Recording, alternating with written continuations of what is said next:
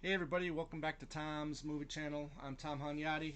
Hope you all are doing well, and I want to say hi to new subscribers. I've picked up a few over the last couple days, and welcome, and hopefully you enjoy the videos I've been making and the movies I've been talking about.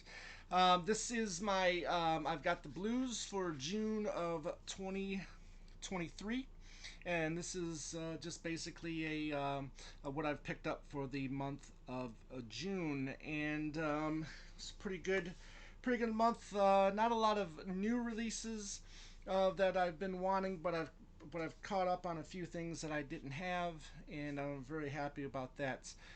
But first, I do want to say rest in peace to fantastic, fantastic actor Alan Arkin, who has done so many wonderful roles or characters or films, and he's terrific in just about all of them that I've seen, that films that he's in, and he just brings so much to those films.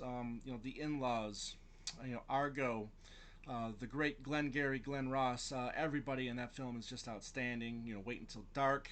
The Russians are coming. The Russians are coming. Catch 22, and of course Little Miss Sunshine, for which he won the Academy Award for, and he is going to be missed.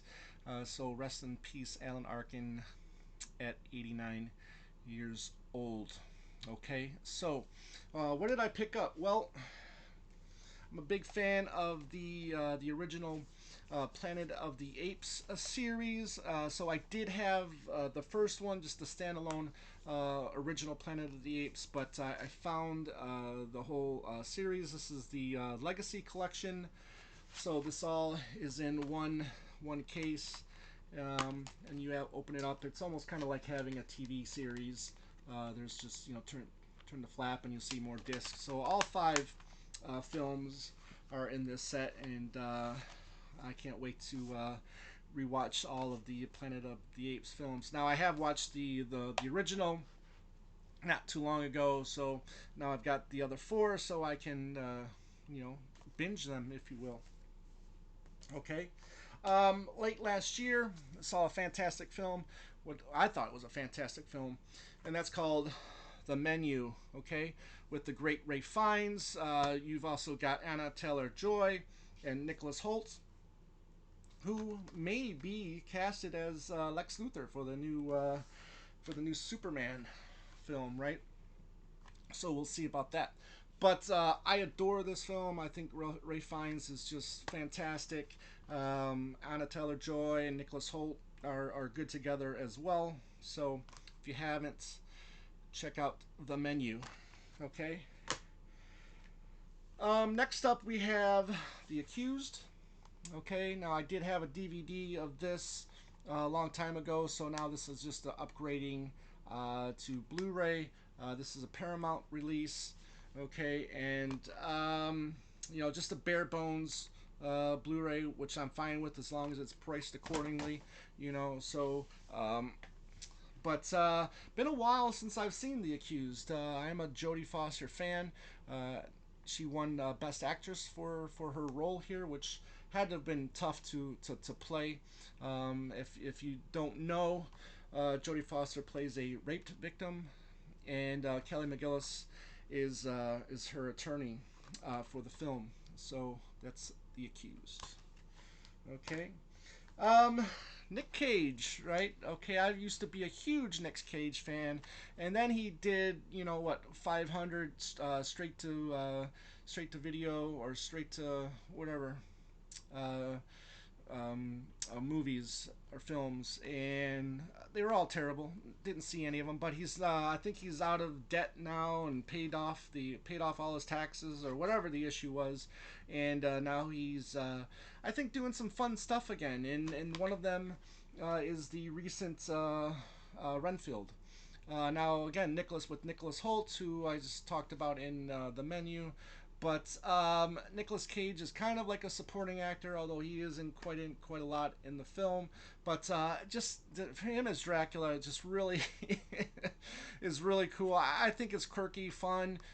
Just put it in and turn your brain off and try to have a good time with this. A lot of CGI, however, a lot of exaggerated violence, a lot of the blood.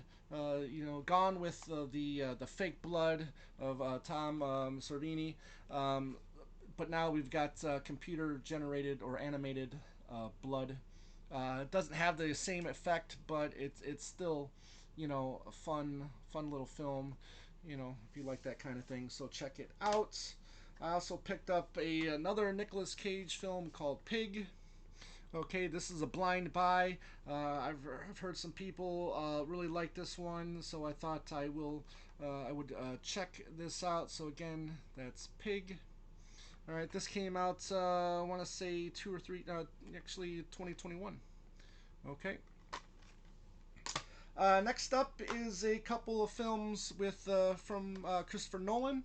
Right, he's got the big film Oppenheimer coming out, which I can't wait to see. I'm a huge Christopher Nolan film fan, and one that I didn't have yet, which I'm surprised. I don't know what took me so long to get this, but we got Dunkirk right here that has a great cast of great British actors in there. Okay, and the one I haven't seen yet, just because it got a lot of a bad rap or whatever. It came out during the pandemic, but that's the Tenet.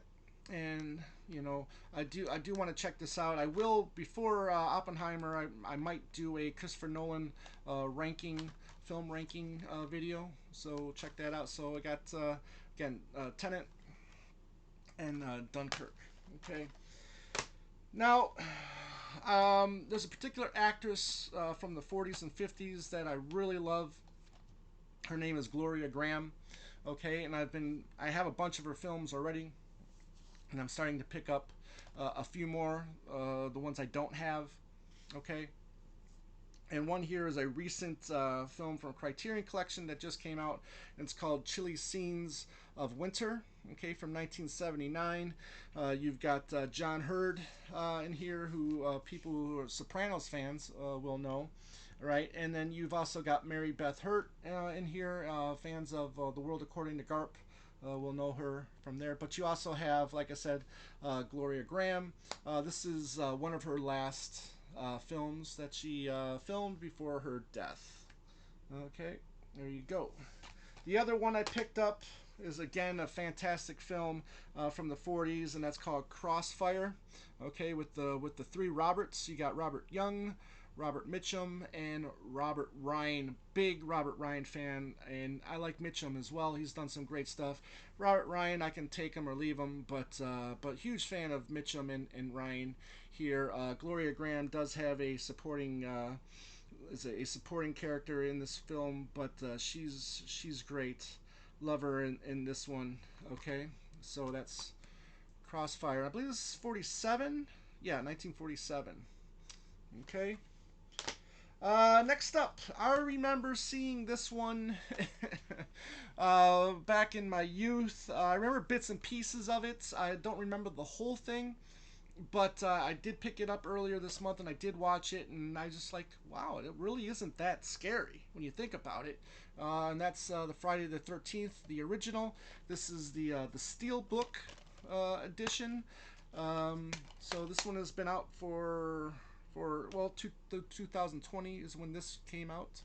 So I was just like, what the hell, I've been getting more and more into slasher horror films. Not the gory stuff, but more suspenseful horror, if you will, slasher. And I really enjoyed watching this one. Again, like the work that Tom Savini did is top notch, and I just love seeing a young Kevin Bacon get an arrow poked through his neck.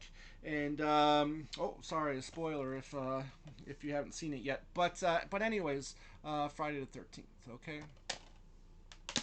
And lastly, I went to go grab this a couple weeks ago because I wanted to watch it because we hadn't seen it since the theater. Okay, and I went to go get it, and then I realized, hey, I hadn't bought it yet, right? And that is the Batman from last year, and I'm going to say it right now. I think Robert Pattinson is going to be one of the better Batmans. When it's all said and done, I think he's going to be remembered very fondly as Batman Bruce Wayne. And I really like what he did in this one. Matt Reeves, director. You got great cast as well. Paul Dano as the Riddler, right? Whoever thought that he would have been the Riddler? You got Jeffrey Wright. You got John Turturro. Uh, Andy Serkis as Alfred, and you got Colin Farrell as Penguin. If you haven't seen this one, and you see the Penguin in here, you would never think that that was Colin Farrell, but there you go.